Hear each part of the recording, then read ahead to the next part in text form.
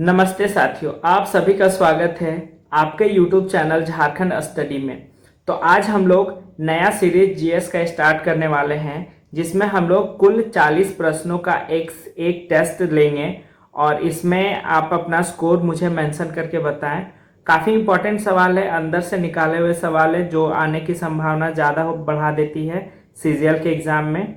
तो मेरे साथ जुड़े रहें और हम लोग ये सीरीज को स्टार्ट करते हैं। सीरीज थोड़ा लंबा होगा तो आप फास्ट वीडियो करके भी इसे टेस्ट को दे सकते हैं। तो चलिए हम लोग टेस्ट को स्टार्ट करते हैं। और इसी के साथ जो हमारा आज का पहला सवाल है वो है कि निम्नलिखित में से कौन सी विभूति 1913 ईस्वी छोटा नागपुर उन्नति समाज के गठन में शामिल थी। Option A father Constant Lievens, option B Theble Oraon, option C Jaipal Singh Munda, option D Kartik Oraon. जो 13 में झारखंड छोटा नागपुर उन्नति समाज की स्थापना की गई थी, तो इनमें सभी के साथ शामिल हुए थे ठेबले उरांव। तो इसका सही उत्तर होगा ऑप्शन बी। चलिए अगला सवाल हम लोग देखते हैं। आप भी इसके साथ सवालों का जवाब देते जाएंगे और अंत में मुझे स्कोर बताएंगे कि आपका इन सारे सीरीज के सवालों में से कितने सवाल सही हो रहे हैं, कितने गलत हो रहे हैं। चले, किस वर्ष झारखंड क्षेत्र स्वशासी परिषद ने शपथ ली थी।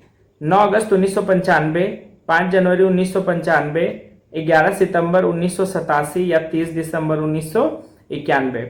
तो देखिए, झारखंड क्षेत्र स्वशासी परिषद ने जो शपथ ली थी उसका ऑप्शन ए सही उत्तर होगा, 9 अगस्त 1995 को। चलिए अगला सवाल हम लोग देखते हैं। अगला सवाल है, किस दल ने 1952 के आम सभा चुनाव में नारा दिया था, झारखंड अबुआ डाकू दिकू सेनुआ, झारखंड हमारा है दिकुओं को जाना पड़ेगा का नारा दिया था। ऑप्शन देखते हैं। ऑप्शन ए जेएमएम ने दिया था, ऑप्शन बी आजसू ने दिया था, option C JCC Jharkhand coordination committee ने दिया था, या फिर झारखंड पार्टी ने दिया था। तो देखिए, जो नारा था ये झारखंड पार्टी के दौरान दिया गया था। तो इसका सही उत्तर होगा ऑप्शन डी। चलिए अगला सवाल हम लोग देखते हैं। अगला सवाल है, हो समुदाय में वधु मूल्य को क्या कहा जाता है। तो हो समुदाय में अगर मैं बात करूं वधु मूल्य की, ऑप्शन ए दाम, ऑप्शन बी दिरी, ऑप्शन सी ब्रू, ऑप्शन सी गोनोम। तो वधु मूल्य को जो अगर मैं बात करूं हो समुदाय में, तो उसे कहा जाता है ऑप्शन डी गोनोम। तो इसका सही उत्तर होगा ऑप्शन डी। चलिए अगला सवाल हम लोग देखते हैं। अगला सवाल है हमारा, झारखंड का कौन सा त्योहार फूलों का त्योहार के रूप में जाना जाता है। Option A Karma, option B Sarhul, option C Horo, option D Jomnama. तो देखिए, झारखंड एक प्राकृतिक से घिरा हुआ राज्य है और यहाँ पे पूजा करती है। बहुत सारे ऐसे त्योहार हैं जिसमें प्रकृति की पूजा की जाती है झारखंड में। और बेसिकली अगर फूलों की पूजा की बात की जाए तो इसका सही होगा ऑप्शन बी सरहुल। सरहुल एक बहुत बड़ा त्योहार है झारखंड का, आदिवासी जनजाति लोग जिसमें फूलों की पूजा की जाती है। बेसिकली पलाश के फूलों की जाती है, जब नए फूल आते हैं तब। तो इसका ऑप्शन बी करेक्ट आंसर होगा। चलिए अगला सवाल देखते हैं। डोम्बारी बुरु किस आंदोलन से संबंधित है। ये एक स्थल का नाम है। हो विद्रोह, संथाल हुल, बिरसा उलगुलान, ताना भगत आंदोलन। तो डोम्बारी बुरु का इस्तेमाल हुआ था ऑप्शन सी बिरसा उलगुलान के दौरान, जहां पे बिरसा मुंडा जी आंदोलन कर रहे थे। उस स्थान का नाम था डोम्बारी बुरु। यहाँ पे बहुत जमाव में अभियान कहानी था, आप देख लीजिएगा हिस्ट्री में। चलिए, तो ऑप्शन सी इसका करेक्ट आंसर होगा।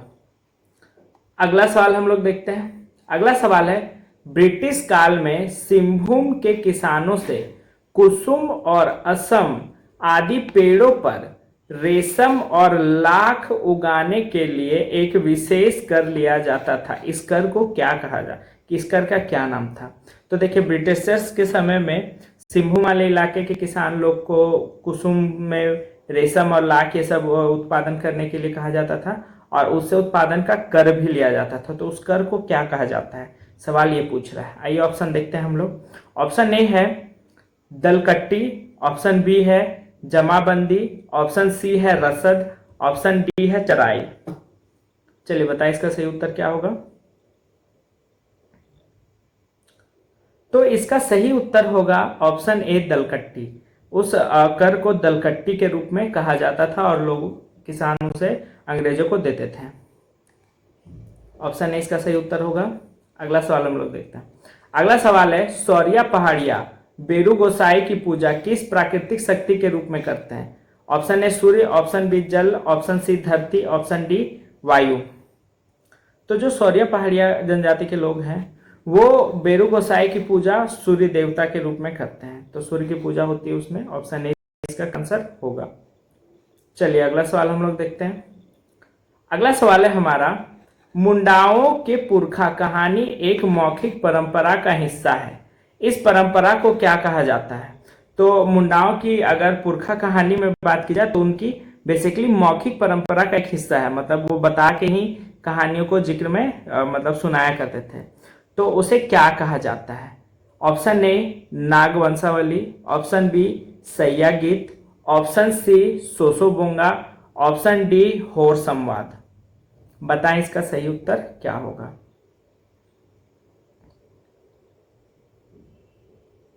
जी, तो इसका सही उत्तर होगा ऑप्शन सी सोसोबोंगा। सोसोबोंगा कहा जाता है। चलिए अगला सवाल हम लोग देखते हैं। अगला सवाल है हमारा निम्नलिखित में से कौन झारखंड की महिला का पारंपरिक आभूषण नहीं है। यानी कि यहाँ की पारंपरिक यानी पुरानों से चलते आए आभूषणों में से महिला इस्तेमाल मतलब यहाँ झारखंड के स्पेसिफाइड नहीं है। तरपत, पायला, तरका, हंसली। बताइए इसका सही उत्तर क्या होगा। चले मैं बताता हूं इसका सही उत्तर होगा ऑप्शन बी पहला। पहला यहाँ का जो पारंपरिक आभूषण नहीं है। बाकी तरपत, तरखा और हंसली ये सभी एक आभूषण के नाम हैं जो यहाँ के पारंपरिक रूप से चलते आ रहे हैं, यहाँ की महिलाएं उनको पहनती है। चलिए ऑप्शन सी इसका करेक्ट आंसर होगा। सॉरी ऑप्शन बी इसका सही करेक्ट आंसर होगा पहला। आइए अगला सवाल हम लोग देखते हैं। अगला सवाल है हमारा कर्मा नृत्य के दो प्रकार कौन से हैं। यानी जो कर्मा है वो दो टाइप से की जाती है, तो वो दो प्रकार कौन कौन से हैं। ऑप्शन ए घुड़िया एवं पनारी, ऑप्शन बी मागे एवं जोरगो, ऑप्शन डी खेमटा एवं भिनुसारी।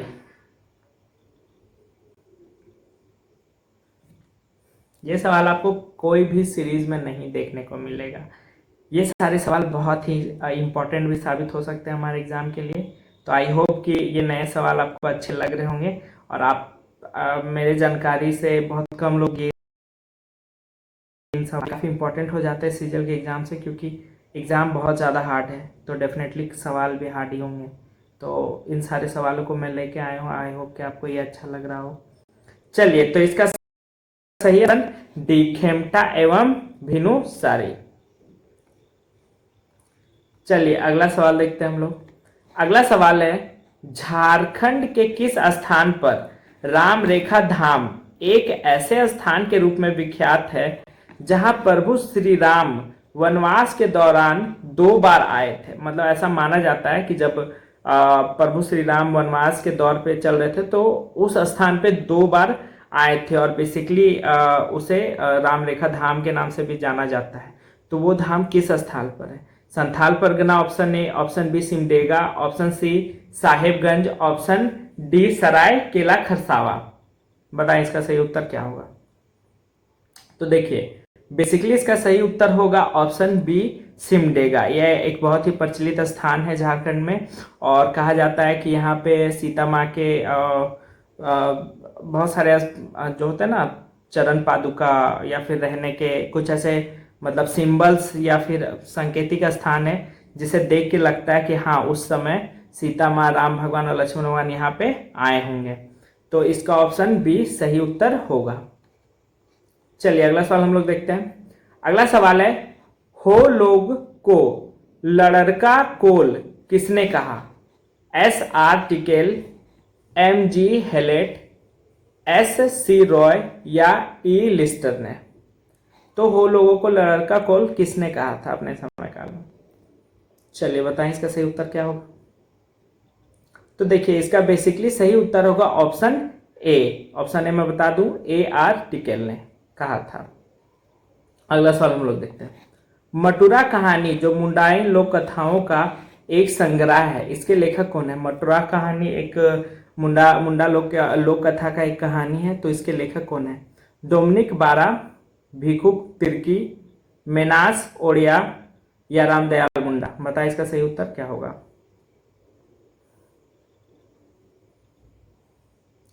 चलिए, तो मटुरा कहानी के लोक कथा के लेखक है मेनास ओडिया, तो ऑप्शन सी इसका सही उत्तर होगा। अगला सवाल है, किसी ईसाई पादरी को राम कथा पर किए गए उल्लेखनीय कार्यों के लिए जाना जाता है? Father J Hoffmann, father Camille Bulcke, father F Hahn, father Constant Lievens? तो बताइए इनमें से कौन से ऐसे पादरी थे जिन्होंने राम कथा पर बहुत सारे काम किए थे, बताएं। चले, तो इसका सही उत्तर होगा option B, father Camille Bulcke ने किया। ऑप्शन बी इसका सही आंसर होगा। अगला सवाल है, पुस्तक डस्ट स्टार्म एवं hanging mist A study of Birsa Munda and hints movement in छोटा नागपुर के लेखक कौन है? ये सारे किताब लिखे गए हैं, तो इनके लेखक कौन है? K S Singh, JC Jha, S C Roy, B Birottam? तो हिंस मूवमेंट छोटा नागपुर और जो स्टडी ऑफ बिरसा मुंडा है, ये सभी के लेखक है K S Singh. Option A इसका सही उत्तर होगा। चलिए अगला सवाल हम लोग देखते हैं।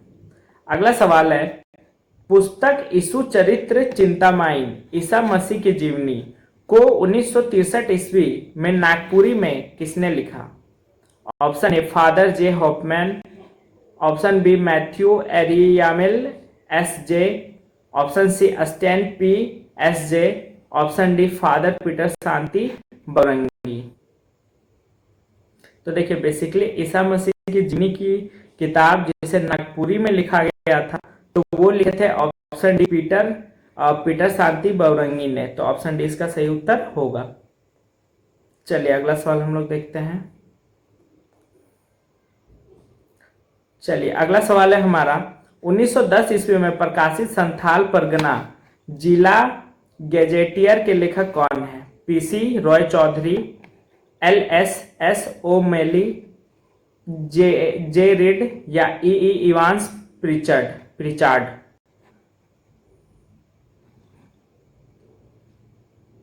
चलिए, तो संथाल परगना जिला गैजेटियर के लेखक की मैं बात करूं तो इसके लेखक थे option B, L S S O'Malley. तो ऑप्शन बी इसका करेक्ट उत्तर होगा।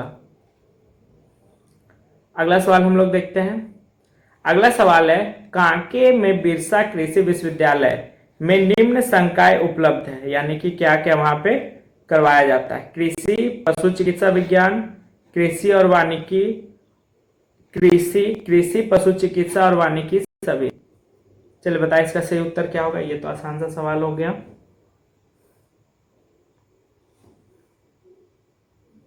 चलिए, तो इसका सही आंसर होगा ऑप्शन डी, कृषि पशु चिकित्सा और वानिकी। ये सभी चीजें यहाँ पे उपलब्ध है और उनकी पढ़ाई की जाती है।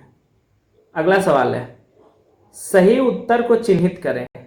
रांची में national Institute of Foundry and Forge technology निम्न में से किसके सहयोग से स्थापित किया गया? अच्छा, National Institute of Foundry and Forge Technology, UNDP, UNESCO, UNICEF, UGC या डीएसटी? बताइए इसका सही उत्तर क्या? चलिए, तो इसका सही आंसर होगा ऑप्शन ए, यूएनडीपी और यूनेस्को के संबंध से इसको स्थापित किया गया था।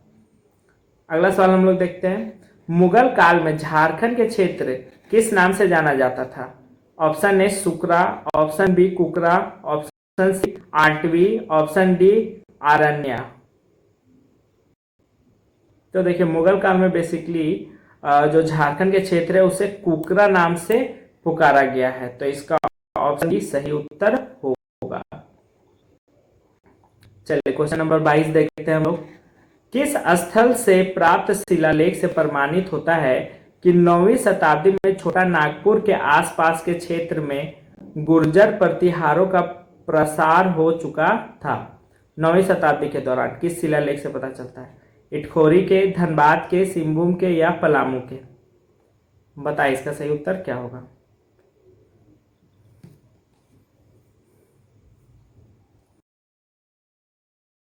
Option B Itkhori. इटखोरी के शिलालेख में इन सारी चीजों को पता चलता है कि गुर्जर प्रतिहार का प्रसार हो चुका था 9वीं शताब्दी के दौरान। ऑप्शन ए इसका सही उत्तर होगा। अगला सवाल हम लोग देखते हैं। अगला सवाल है, सिंदरी में उर्वरक संयंत्र की स्थापना के लिए सबसे उपयुक्त कारण निम्न में से कौन है? चलिए सिंदरी में उर्वरक संयंत्र कोयला तथा खाने प्राप्ति सही है। समीप से ही दामोदर नदी से जल की प्राप्ति हो जाती है।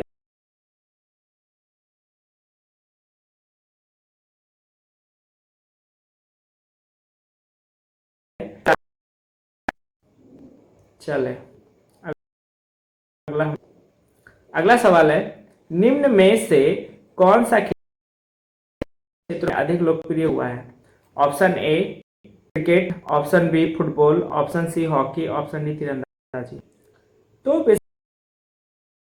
बेसिकली की जाए तो यहाँ से अगर सबसे अधिक कोई लोग स्पोर्ट्स में जाते हैं तो वो है हॉकी में, चाहे महिला टीम हो चाहे किसी भी टीम के लोग हो। तो यहाँ बेसिकली सबसे ज़्यादा इंकरेज भी हॉकी को ही दिया जाता है झारखंड में। तो स्थानीय लोग अगर जनजाति की बात करें तो सबसे अधिक लोकप्रियता भी हॉकी ही है, तो ऑप्शन सी इसका सही उत्तर होगा। बेसिकली क्रिकेट में भी गए हैं, माही हमारे यहाँ ईशान किशन है, लेकिन हॉकी में ज़्यादा अगर महिला हॉकी टीम की बात की जाए तो बहुत सारी महिलाएं हैं जो रिप्रेजेंट करती है। चलिए अगला सवाल हम लोग देखते हैं। भारतीय लॉ अनुसंधान संस्थान कहाँ स्थित है? ओरमांझी, नामकुम, मुरी, हटिया। बताइए इसका सही उत्तर क्या होगा। तो लॉ अनुसंधान संस्थान की बात की जाए तो ये नामकुम में स्थित है। ऑप्शन बी इसका सही उत्तर होगा। चलिए अगला सवाल देखते हैं हम लोग। निम्नलिखित में से कौन सा कारखाना झारखंड में स्थापित अपने स्थान से सम्मिलित नहीं है? अच्छा, option A Hindustan copper limited Ghatshila है, हिंद एल्यूमिनियम कंपनी ये नहीं होगा I think. Option B pending में रखता है। Option C Hindustan zinc limited Dhanbad में है, कॉर्पोरेशन लिमिटेड, हाँ ये भी रांची में स्थित है। तो ऑप्शन बी इसका सही उत्तर होगा, हिंद एल्यूमिनियम कंपनी धनबाद में नहीं है। चलिए ऑप्शन बी इसका सही उत्तर होगा। अगला सवाल, पट्स किस तरह की स्थलाकृति है? पट्स हम लोग किसे कहते हैं? बाढ़ की विशेष आकृति को, जलोढ़ पंख क्षेत्र को, लेटराइट मिट्टी के क्षेत्र को, या सपाट चोटी के पठार को? तो ऐसे हम लोग कॉमन सेंस भी लगा सकते हैं कि हम लोग झारखंड में पठारी भाग में ज्यादा रहते हैं, तो पट्स हम लोग सपाट चोटी के पठार क्षेत्र को कहते हैं। तो ऑप्शन डी इसका सही उत्तर होगा।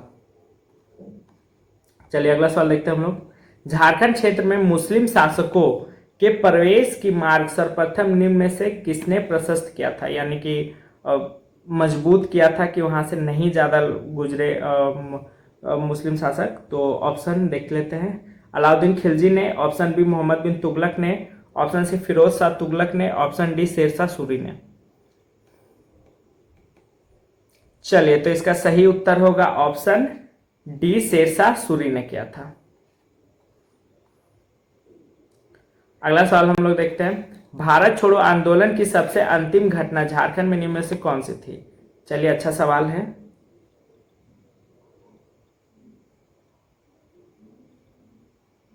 ऑप्शन देख लेते हैं हम लोग।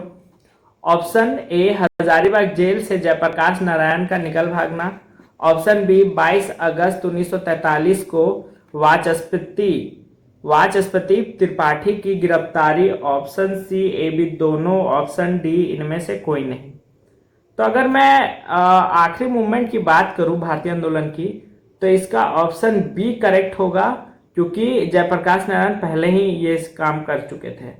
तो ऑप्शन बी सही उत्तर होगा। चलिए, ऑप्शन बी सही उत्तर है। अगला सवाल हम लोग देखते हैं। झारखंड में जूट के समान उत्पादित होने वाली रेशेदार फसल कौन सी है? जो जूट के समान ही उत्पादन उसका किया जाता है। मिस्टा, पटसन, सनई, कोई नहीं। बताएं इसका सही उत्तर क्या होगा। तो देखिए, जूट के समान उत्पादित होने वाली चीज है वो, उसे मिस्टा कहते हैं हम लोग। आप लोग गूगल कर लीजिएगा मिस्टा किसे कहते हैं, क्योंकि मुझे ऐसे स्क्रीन ड्रॉप करके नहीं आता है गूगल सर्च में दिखाने के लिए, तो मैं दिखा देता आप लोग को। चलिए अगला सवाल देख लेते हैं हम लोग।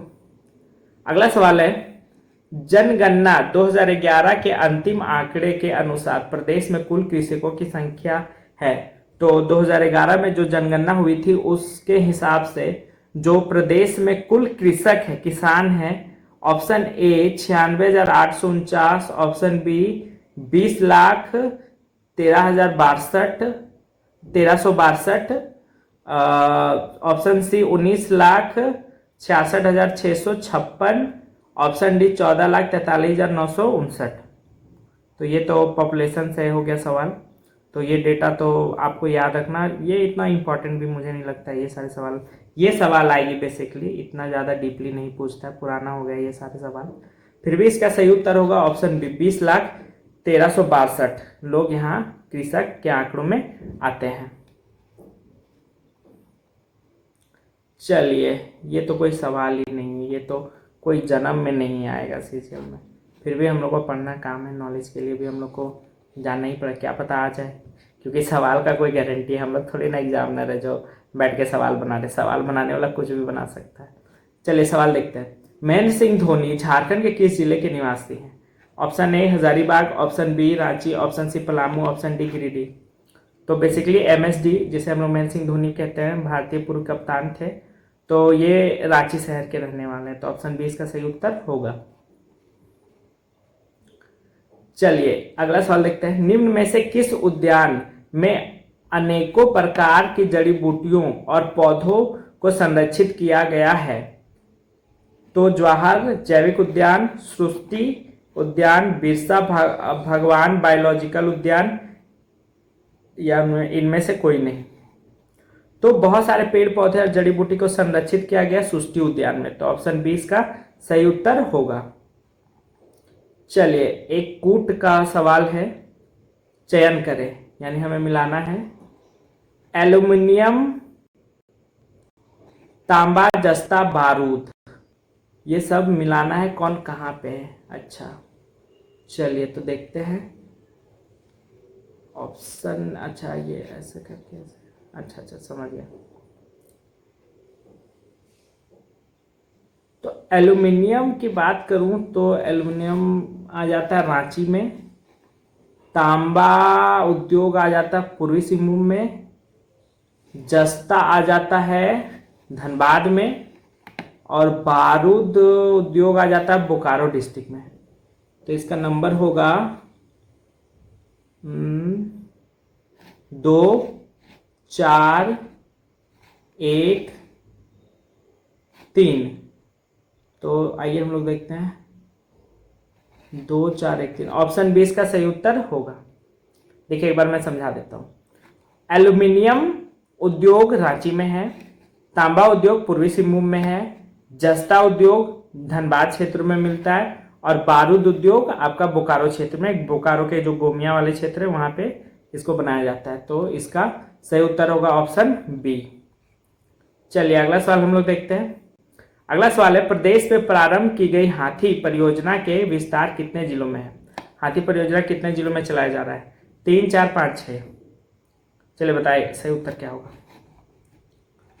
चलिए, तो इसका सही उत्तर होगा ऑप्शन ए, 3 जिलों में चलाया जा रहा है। अगला सवाल हम लोग देखते हैं। वामपंथी विचारधारा के M.N. रॉय ने 1940 में रेडिकल डेमोक्रेटिक पार्टी की स्थापना कहाँ की थी? तो रेडिकल डेमोक्रेटिक पार्टी की स्थापना की बात की जाए रामगढ़, रांची, जमशेदपुर या सिंहभूम, बताइए इसका सही उत्तर क्या होगा। तो एम एन रॉय ने जो रेडिकल डेमोक्रेटिक की पार्टी की स्थापना की बात की जाए 1940 में, तो वो रामगढ़ में किए थे। तो ऑप्शन ए इसका सही उत्तर होगा। अगला सवाल हम लोग देखते हैं। अगला सवाल है, झारखंड प्रदेश में कहाँ स्थित जंगलों के बारे में कहा जाता है कि यहाँ पहले सफेद हाथी पाए जाते थे। अच्छा, तो सबसे पहले अगर मैं बात करूं तो पलामू, रांची, सिंहभूम, हजारीबाग, किन जंगलों में कहा जाता है कि सफेद हाथी पूर्व के समय में पाया जाता था। तो ऑप्शन ए इसका सही उत्तर होगा, पलामू के क्षेत्र में, जंगलों में। चलिए अगला सवाल हम लोग देखते हैं। राजमहल पहाड़ियों में स्थित दामिने को किस जनजाति वर्ग के निवास हैं? संथाल, असुर, बिरहोर या हो।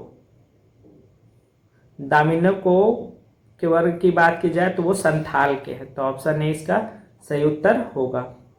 अगला सवाल देखते हैं।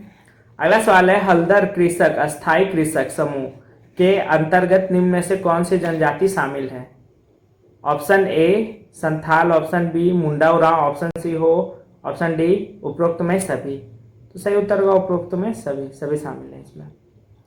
अगला और आखिरी सवाल इस आज के टेस्ट का, पलामू पर रक्सेलो का काफी लंबे समय तक शासन रहा। रक्सेल किसके द्वारा अपदस्थ किए गए यानी हराए गए?